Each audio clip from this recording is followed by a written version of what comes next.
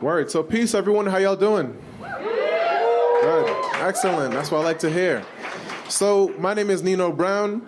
I came out for the Southwest Socialism Conference from Boston, Massachusetts. Word. It's a long trip. I'm a public school teacher. I teach fifth grade. And I'm a branch organizer in Boston, as well as an organizer with Jericho Boston, which is an organization that fights for the freedom for all political prisoners in the United States.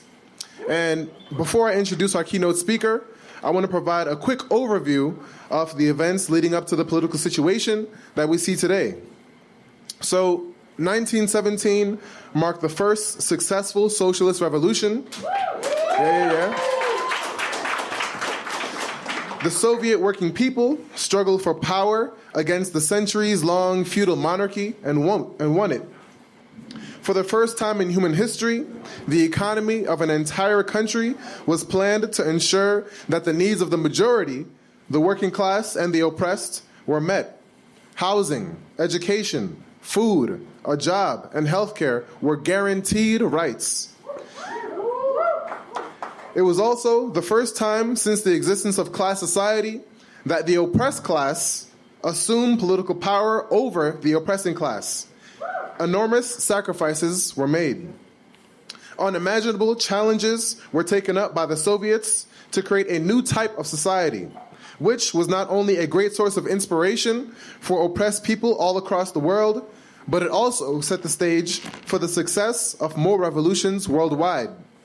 No longer a prison house of nations, the Soviet Union demonstrated in practice what self-determination for oppressed nations within the same borders could mean.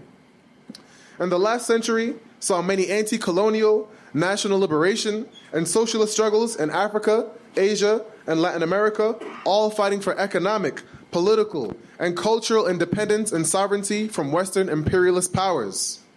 The Soviet Union, later China, Cuba, the Democratic People's Republic of Korea, lent material support to many of these struggles. And within the West, the growth and the strength of the working class movements helped weaken the grip that the imperialist ruling classes had on the colonies.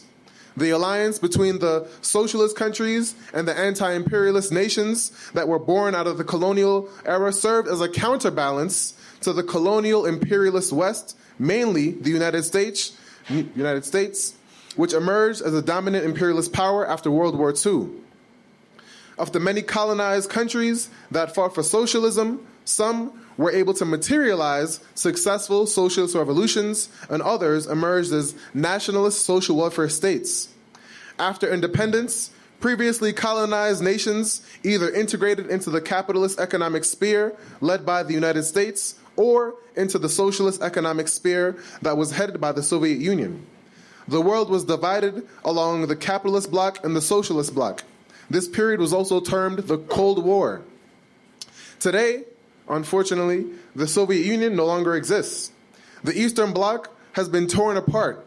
When the Soviet Union was overthrown in 1991, it also marked the end of the Cold War. A new period of peace was said to have begun. In absence of the Cold War rivalry, the world did not see peace. Instead, we have seen endless U.S. wars in the past 25 years, starting with the U.S. invasion of Panama, followed by the invasion of Iraq, during the first Gulf War, then Somalia, Yugoslavia, Afghanistan, Iraq again, then Libya, and Syria in the more recent years. No longer restrained by the Soviet Union, the United States has been on a rampage around the world, and any government that dares take control of the natural and creative resources of its people for the benefit of uplifting their standard of living is a target for the U.S. The past decades saw a unipolar era of imperialism with the U.S. empire calling the shots. During this period, China has grown into a global economic powerhouse, and Russia, where capitalism has been restored, is standing up for itself to reverse the military encroachment and economic strangulation by the United States and NATO. And Russia is a major power in Asia. And now, all of a sudden, over the past year, the latest country we are told that we should fear and hate is Russia. There's been an ongoing campaign to get the people of America ideologically mobilized against Russia. Once again, the all-too-common trope of the dictator is being revoked by the U.S. ruling classes. Everything wrong in American society is supposedly Russia's fault, we're being told. But what does this mean? Why does the United States ruling class seem to be waging an anti-Russia campaign? So now I'm going to introduce our keynote speaker of the day. There will be a discussion period following our speaker. Please save your comments and questions until the discussion period, so you have some pads, write down your questions. We recommend that you jot down your thoughts and your questions so you're prepared to participate. So without any further delay, I want to welcome to the stage Brian Becker. Brian is the national coordinator of the Answer Coalition, Act Now to Stop War and End Racism, an internationally recognized anti-war organization, as well as a founding member and leading organizer with the Party for Socialism and Liberation. He is also an author and co-author of numerous books. He currently co-hosts the widely syndicated daily 2-hour radio show Loud and Clear on Radio Sputnik. Please welcome Brian.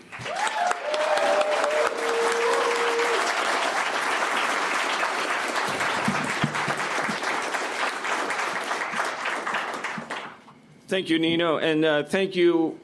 It's nice to meet all the comrades and members and non-members here in the Southwest in Albuquerque.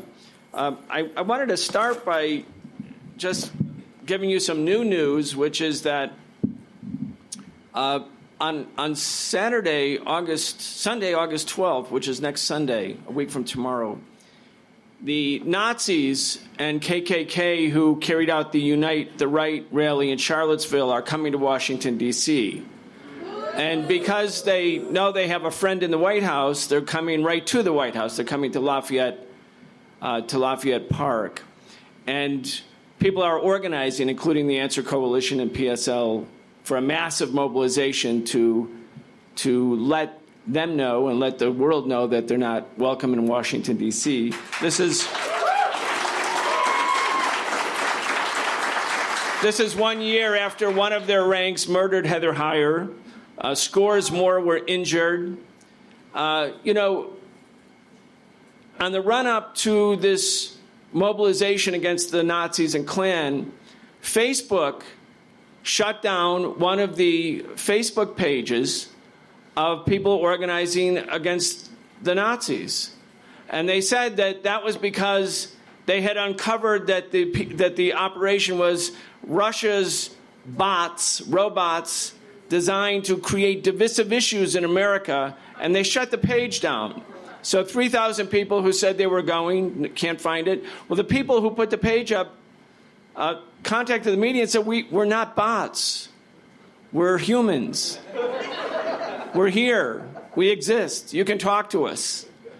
And the media did come and talk to them, and they do exist. They live in Washington, D.C. Nonetheless, the page is taken down, again, on the basis that it's Russia spreading socially divisive issues and organizing protests against Nazis in Lafayette Park in front of the White House. This morning, D.C. government officials announced that they are planning to allocate separate metro subway trains so the Nazis and Klans can come to their own rally without fear of having violent confrontations. So here you have the U.S. government, in the name of stopping Russian interference, shutting down pages of people who are actually organizing Nazis, and then raising up the possibility that the Nazis will be escorted by D.C. police and given their own metro trains so they can spew their fascist garbage in the nation's capital. The metro workers will not, the metro workers, subway workers who are predominantly African American will not escort these people by any, and they made that clear today. You know, it's a little small, disgusting, but small incident that reveals what the so-called Russia hysteria leads to. Where here's Dan Coates, the director of national intelligence, and the Democrats Democratic Party loves Dan Coats now, even though he was a Republican, because he said 2 days ago, testifying with Nielsen, the Secretary of Homeland Ministry, and Christopher Wray, the director of the FBI, all the guardians of our democracy, Dan Coats said, "We continue to see a pervasive messaging campaign by Russia to weaken and divide the United States." So absent any evidence of collusion between the Trump campaign and the Russian government, it's now boiled down to this. There's a pervasive messaging campaign by Russia to weaken and divide the United States. So all of us who are fighting for social justice, all of us who are fighting for peace, all of us who are fighting against racism, if we are not Russian agents, we are stooges of Russia because our positions are congruent with those of the Russian government to promote socially divisive issues. We have to understand what the Russiagate is fundamentally. It's had its own evolution or devolution or degeneration. It may have started first as an explanation by the Democrats about how they could possibly lose to the most unpopular politician in American history. That would be Donald Trump. Maybe it started that way, but it has certainly evolved into a Washington capitalist, imperialist, Democrat, Republican, bipartisan consensus position, also dovetailing with a new national security strategy, which now identifies, and this was adopted in January, identifies major power confrontation as the principal priority for the Pentagon war planning, Pentagon budget spending for the next years and decades. And by major power confrontation, we're talking about confrontation with Russia and China, as the comrades mentioned in the earlier panel. Now, does that seem like insanity? Well, of course it seems crazy. How could you possibly be preparing for war against Russia, which has also, like the United States, thousands of operational nuclear weapons? How can you prepare for war against China? 1 out of every 4 human beings in the world is Chinese. And they have a major and developing economic and military power. How could this be in the cards? And I want to talk about why this is. And we're not having this talk because it's interesting. We're a socialist and revolutionary organization. We are building an organization. It's been something we've been all tirelessly doing for 14 years. We believed when we started the PSL in 2004 that there would be a revival of socialism. But if socialism is an abstract concept, or if it's simply an idea, if it's not defined, and if it doesn't have organization, it will devolve into and be co-opted by Democratic Party liberalism, be defanged, and not be a threat at all to the existing capitalist system, which is, in fact, as the comrades mentioned in the earlier panel, the source of the problem and problems that we're facing. So we're building the organization, and we're having the orientation on this because it's about what we do, what we say. What do we say to our coworkers? How do we explain things? Guthrie asked me before this session, what do I think, or what do we think about the Democratic Socialists of America? And I want to raise this point that the DSA, like PSL, like other socialist groups, are growing, and DSA is growing faster and with tens of thousands of members, and they're operating largely within the Democratic Party. So the question will be, for this sort of very optimistic development, people are wanting to become socialists, are identifying with socialists. We have to give definition to what that means, and also what kind of organizational forms can be effective in the coming period. So when we talk about why Russiagate exists, or the new orientation of U.S. foreign policy, it's not abstract, it's not academic, it's not interesting. It's sort of getting ready for what we do in the coming period. So with that said, Marcus made the point in the earlier session about how, since its inception, as a settler, racist, colonial regime in North America, the policy or the foreign policy of the sort of nascent bourgeoisie that conquered North America has always been for exploitation and genocide. Its fortunes were built based on the theft of Indian lands, the genocide of indigenous peoples, and the enslavement of African peoples. I mean, that's about it. That's what made American capitalism exceptional. It was exceptionally oppressive, exceptionally genocidal, exceptionally developed in terms of its ability to carry out the transatlantic slave trade. Now, in that sense, nothing has changed. I mean, we still see many of the same policies. Some of the words have changed. Some of the language has changed. Politicians don't speak the way they did in the 16th and 17th and 18th and 19th century. They're more refined now, except for Donald Trump. and they've altered their presentation, but there's a sort of a fundamental continuity in this system of exploitation, and it doesn't matter whether it's a Democrat or a Republican. So the reason I'm saying that is we want to talk about what is new, what is different, because a lot of it is the same old, but what's new, because what's new is potentially extremely toxic, malignant, and taking the country in the direction of a new, perhaps World War III, and we have to be alert to what and how that might happen. I was in Iraq in 1998. I was there we had brought medicine to Iraq. The Iraqis were suffering from economic sanctions. 8,000 Iraqis died every month, according to the UN's own statistics. 5,000 of them were children under the age of 5. The other 3,000 were mainly their grandparents.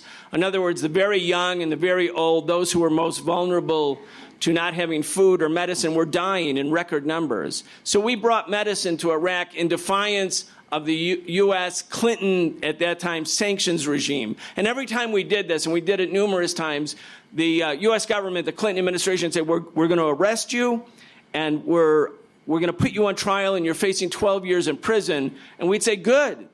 Like, that would be a great trial. You're going to put us on trial for bringing medicine to babies you're killing deliberately as a matter of U.S. policy. Let's see what the American people who don't know about this actually think about that policy. And so each and every time we went, the U.S. government said, well, we wish you well. In other words, changed their idea about arresting us when we weren't afraid of being arrested or afraid of the trial. So I was in Iraq in December 1998. And the Iraqis came in. This was during the era of Saddam. And the people who were hosting us, they came in and said, you have to leave right now. We had just landed in Jordan, driven through the desert in this 14-hour-long drive. We had arrived in Baghdad. They said, you have to go because the U.S. just, under the Clinton administration, just announced that they're pulling out all the weapons inspectors from Iraq, which means that they're going to start bombing the country, and we can't take responsibility for your safety.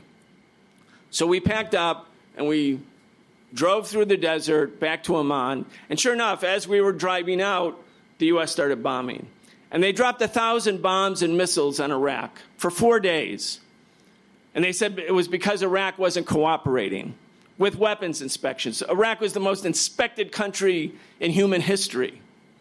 But they were bombing them anyway because the Clinton administration had decided to end the facade of weapons inspection and go for regime change. And there was nobody who was prepared to stop the United States. The Soviet Union, as Nino mentioned, had been the erstwhile ally of Iraq, but it was no more. It had disappeared as of 1991. Russia was too weak. Boris Yeltsin, who was the president of Russia, had only been reelected in 1996 because American political operatives with millions of dollars went to Moscow in 1996 and rescued his presidency and brought him to reelection. Talk about meddling in other countries' elections. Right. It was Pete Wilson's political advisors, Bill Clinton's political advisors. The New York Times, the Time magazine has you can look it up on the internet. Yanks to the rescue. It's a picture of Boris Yeltsin holding a little American flag, talking about how the American ruling class saved Boris Yeltsin because he was going to lose to the Communist Party in 1996. So Russia was on its knees. They had a servile leadership. The U.S. could just bomb Iraq, and they bombed it, and they bombed it, and they bombed it. And you know what? They never stopped bombing Iraq from that day, December 12, 1998, all the way to March 19, 2003, when the U.S. finally carried out the final invasion and destruction of the Iraqi government. 1 million Iraqis died. 1 million of them died. According to the Lancet Medical Journal, 1 million died who would not have otherwise died. More than 5,000 U.S. soldiers died in the Iraq invasion. 30,000 had life-changing injuries. Many more died because of suicide when they got back, because of PTSD. This criminal enterprise was carried out against Iraq, not because Iraq had anything to do with September 11th, not because Iraq was threatening the United States, not because it was threatening its neighbors. It was hobbled, it was sanctioned, it was surrounded. The U.S. did it, and I asked Lawrence Wilkerson, who was Colin Powell's chief of staff. He was on my radio show on the first episode, actually. I said, why did you invade Iraq? Because he was part of the team then. Why? Iraq wasn't threatening anybody. And he said it was low-hanging fruit. In other words, they could invade Iraq and crush Iraq because they could. And there was no player on the international arena that was going to stop the United States because Russia was too weak. And China's own position, even though it was a rising power, China's position has been not to confront the United States anywhere outside of the Asia-Pacific, in other words, in its own neighborhood. The Chinese government, realizing the imperialist and expansionist character of American imperialism, has gone out of its way to take what amounts to almost an appeasement policy for the United States, not confronting the United States on a global basis. Now, after they destroyed Iraq, they expected they were going to go immediately to Syria and to Libya and to carry out regime change against all the other anti-colonial governments in the Middle East because they could, because they appeared to be low-hanging fruit. And this policy continued even until 2011, when the Arab Spring, so-called, began. The U.S. government, under President Obama, along with the British and the French imperialists, carried out the bombing of Libya and destroyed the Gaddafi government. Libya was the financier of the Organization of African Unity. Libya had the largest oil reserves of any country on the African continent. Libya was trying to play ball with the United States, just the way Saddam tried to play ball, and just the way Assad tried to play ball too. But the U.S. didn't care because they wanted to destroy any vestige of the anti-colonial project following World War II, the one that Nino talked about, where the socialist camp was aligned with these national liberation movements and anti-colonial projects. And what did Russia and China do when the U.S. brought the resolution at the United Nations for the bombing of Libya in 2011? It was Resolution 1973. It said the resolution authorized the use of military force so that civilians in Libya could be protected from Gaddafi. What did China and Russia do? They abstained. They abstained, and thus the bombing began. With the fig leaf, the mask, the masquerade of global legitimacy, the UN Security Council making it lawful. At that time, Putin was not president of Russia. There's a lot of speculation, and it's just speculation, that Putin disagreed with the Russian government's position on the abstention on Libya. He decided to re-enter the contest for the presidency in Russia. He won the election. And remember, again, all this time, the United States had been sort of all right with Putin. You know, when George W. Bush in 2001, he looked into his eyes, and he could see his soul. and he liked him. Yeah. And then in 2009, when Obama and Hillary Clinton became president and Secretary of State, you remember Clinton came as Secretary of State to meet Sergei Lavrov, the Russian foreign minister, her counterpart, and she brought that great big red reset button. They said, let's press the reset button in public to make a better relationship. By the way, they mistranslated in Russian the word reset, so it said overload. So Lavrov was momentarily confused. Why are we trying to overload? But they figured it out. They both pressed the reset button. That was 2009. Still not, it wasn't an act of treason to want to have good relations with Russia. But what happened since Libya is what has caused the change in the international relationship and the reorientation of U.S. foreign policy. And those changes were these.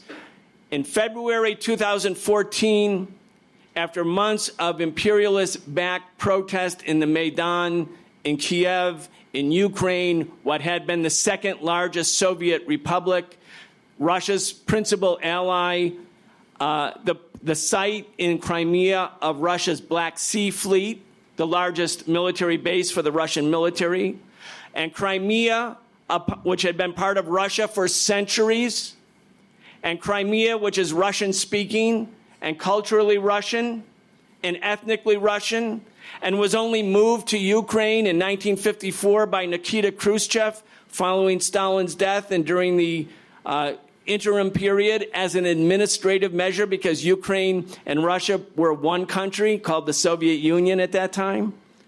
In other words, when under the pressure of these imperialist-inspired protests in the Maidan,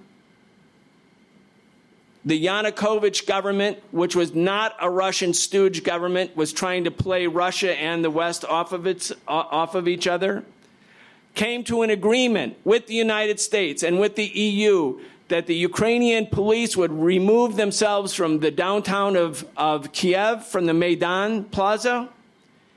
And the day after the police were removed, Nazi militias supported by the Democrats and the Republicans staged a military coup d'etat in Ukraine and seized power and created a racist, semi-fascist, anti-Russian government on Russia's border.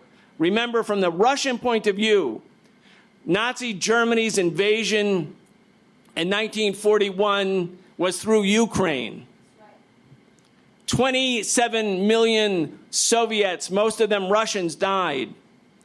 For Ukraine to become the place for NATO to establish a hostile anti-Russia, semi-fascist regime on Russia's borders could not be more threatening. And under those circumstances, Vladimir Putin allowed for the people in Crimea to have a referendum where they voted by 96% to affiliate with Russia. Russia was protecting its Black Sea naval base. The people in Crimea never really wanted to be part of Ukraine. They clearly didn't want to be in a Ukraine that was anti-Russian and that was hostile to Russia. They voted. That's a turning point in the contemporary politics. And people need to study what happened at Ukraine and really focus on it and not ignore it. Nothing is more important for Russia than what happened in Ukraine. That was 2014. 2015, what happened? Syria was supposed to be the next Libya, the next Iraq. The U.S. was going to take out the Syrian government and replace it with a stooge regime or just weaken the country. And the Russian government under Putin, having seen what the U.S. did in Libya, decided to militarily intervene in Syria, and it turned the tide. Al-Qaeda and ISIS and the terrorists who are backed by U.S. and NATO and Turkey and Qatar and Saudi Arabia, they were defeated decisively. And the Assad government stands today, and it will continue to stand. It was the first time that the regime change operations of imperialism were defeated.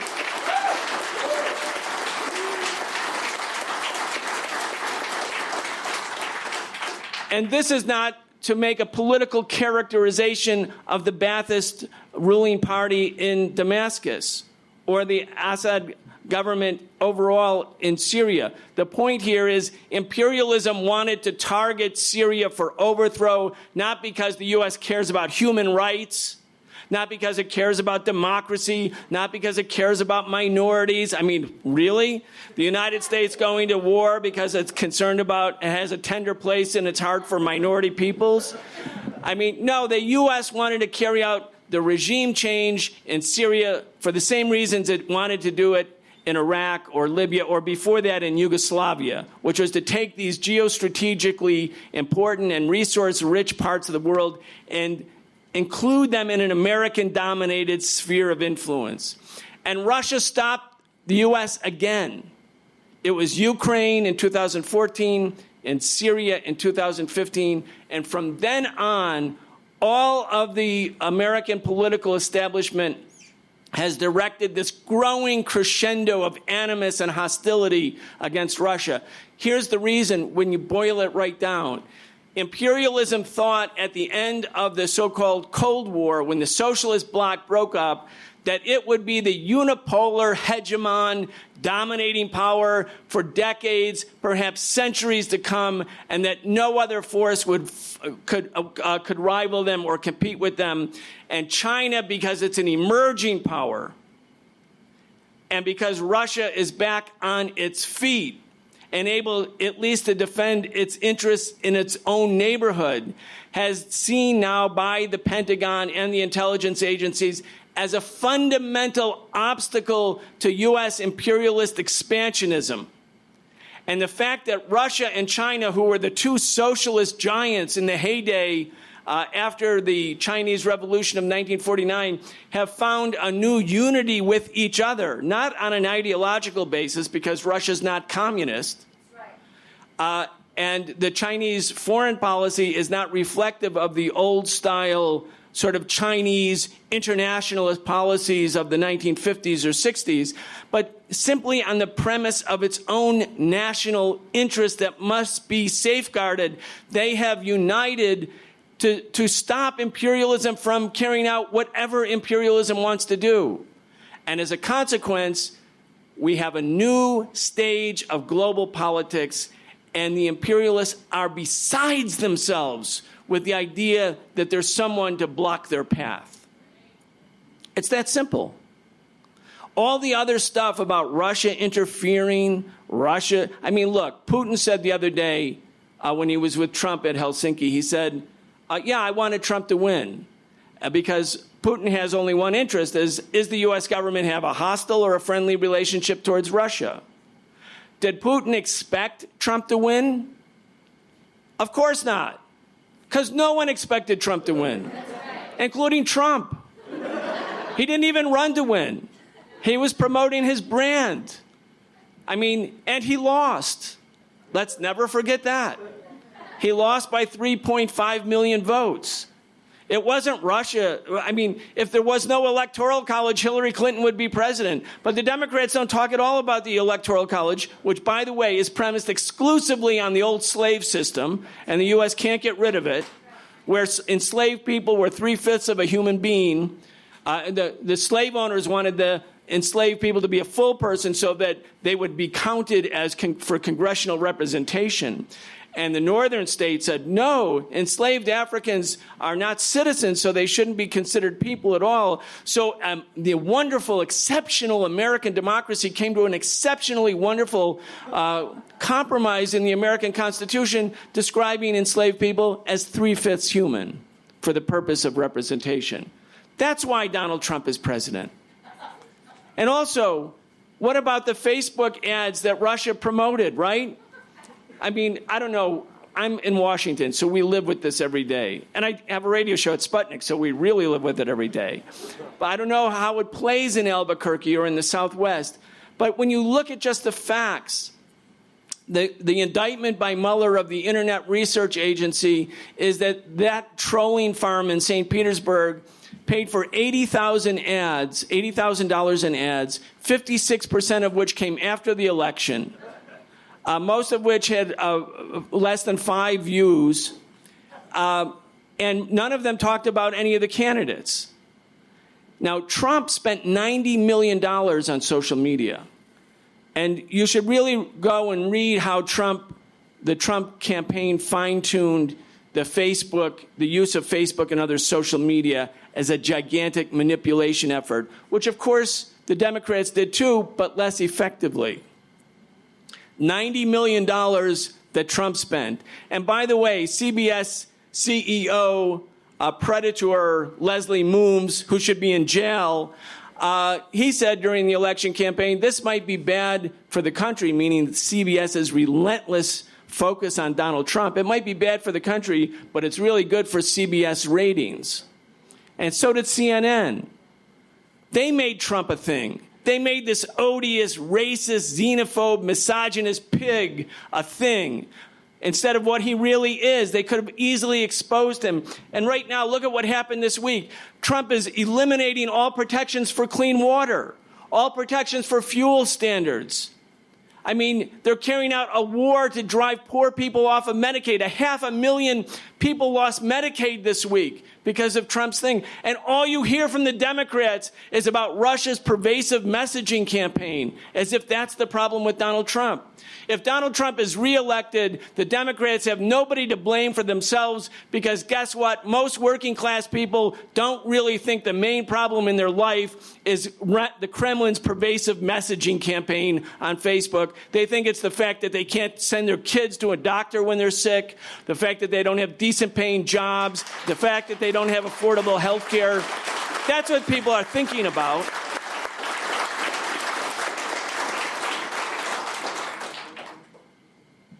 So where is it going?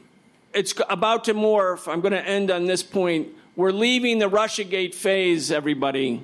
It's going to be very heavily focused now on Chinagate 2, because you can't have confrontation with Russia or China or Iraq or Libya or Syria without thoroughly demonizing the targeted entity.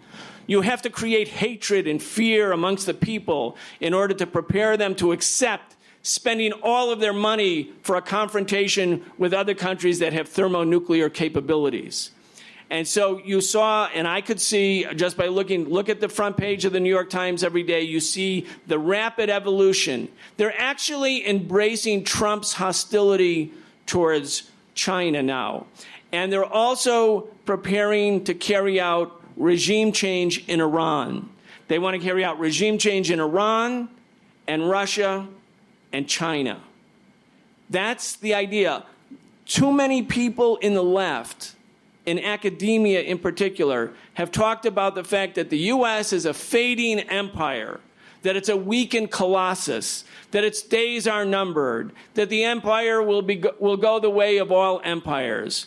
Well, you know what? 40 years ago, we said that too, after the loss in Vietnam and Cambodia and Laos and the victory of the revolution in Guinea-Bissau and Angola and Mozambique, the victory of a revolutionary process in Ethiopia, the uprising of the Sandinistas in 1979 that took power, the Iranian Revolution in 1979, the Afghan Socialist Revolution of 1978. We all thought at that time, this is clearly the eclipse of imperialism. The empire was ending, but Ronald Reagan came in, doubled the military budget, prepared the country for confrontation with Russia. It was really the second Cold War. This is the third Cold War. And put enormous pressure on Russia. And also, at that time, used China in an anti-Soviet way as a consequence of its own ability to split and divide Russia and China, which I think Trump also wants to do. He was hoping to split Russia away from China. In other words, his pretense about being friends with Putin was an attempt to bring Russia back into a different Western-oriented orbit. That's not going to happen. But when we think about it, when we think about what happened in the 1980s, there was a near confrontation on so many fronts, and finally the progressive side had internal implosions in the Soviet Union, divisions that arose, fear, division between the Soviet Union and China, where some parts of the Soviet leadership felt envious that China was being integrated into the world economy while they were being sanctioned. We in the PSL should not have a cavalier attitude towards this. We are not just simply, serious about condemning the crimes of imperialism. We have to recognize that the anti-Russia and anti-China demonization campaign is for no other purpose than to prepare for confrontation. This brings me back to the DSA question, because DSA and other socialists who are working inside the Democratic Party and are not challenging the Democrats, trying to create the liberal or left wing of the Democratic Party, all socialists have to be aware of the reality. This is a trajectory that's not going to stop. Can you be in the Democratic Party and not challenge and fight tooth and nail the pro-war imperialist orientation of the Democratic Party towards Russia and China? Can we be socialists and not be anti-imperialists? Can we be socialists and not take aim at the main problem that the ruling class is presenting us as a people? Can we just fight for housing and healthcare and sort of wish the rest of the world went away because it's too complicated and we don't want to get our hands dirty with regimes like Assad or Putin or China or whatever? We can't do that. We live in the belly of the beast. This is the center of imperialism. In 1946, the left thought, oh, yeah, the strikes are breaking out everywhere. We certainly are going to have the pamphlets of the Communist Party and the Socialist Workers' Party, the two main left groups in 1946, were things like the coming American Revolution. Well, no, it wasn't the coming American Revolution. It was the coming witch hunt. The Communist Party was decimated because it wasn't politically prepared for what was coming. It had 100,000 members in 1945, communists, people who believed in communism. By 1955, it was driven down to 5,000. It was made into a shell of itself. We have to take all of our organizing with utmost seriousness. We cannot turn away because it's hard. We cannot say, oh, I don't want to dirty my hands with all of these international issues because that will discredit me. We have to do the hard work of explaining to our coworkers that the ruling class is behind this war drive. My favorite slogan from Lenin, which I dropped on the floor here, but I remember more or less, is this: that people will always be the foolish victims of deception or self-deception unless they realize that there is always a class interest behind a policy, a declaration, a religious edict. If we don't understand the class character of politics, we can't avoid deception or self-deception. The PSL's role is to help get rid of deception, to tell the truth, and to expose the class interests of this war drive. It's not enough to be pro-Democrat, pro-Republican, this, that, or the other thing. Let's look at the class interests. 90% of the population in the United States, 90%, that's 300 million people, working people, 90%. The average family income is $30,047. That's the average family income for the bottom 90%. How many people with an average family income of $30,047 are in the U.S. Congress? That would be zero. How many are in the House of Representatives? Zero. How many are in the Senate? Zero. How many are in the Supreme Court? Zero. Our class is not represented in this government. Our class must have its own vehicle, its own voice, its own representation, and expose the class interests of the capitalists who say that they are liberal in one day or conservative in the next. They are imperialists and capitalists. We have to have a Congress that represents the people. We have to have a government that represents the people. And when I say the people, I don't mean abstract people. I mean the 90%. Maybe we can get rid of the 9% under the 1%, too. Like, we'll just make it 90. But that's the class that isn't represented in Congress, isn't making the foreign policy, isn't deriving the national security strategy. And if we have that class represented, it would be clearly a class that's for peace, for eliminating the Pentagon budget entirely, all $1 trillion of it, and that's the real number, to make sure that every child has the same opportunities that the children of the 5% or the 1% have. The money is there to do that. We have to liberate that money. We have to use the old expression EWC, expropriate without compensation those who are making war and making profits off of our labor. That's the class character of a new movement. Thank you.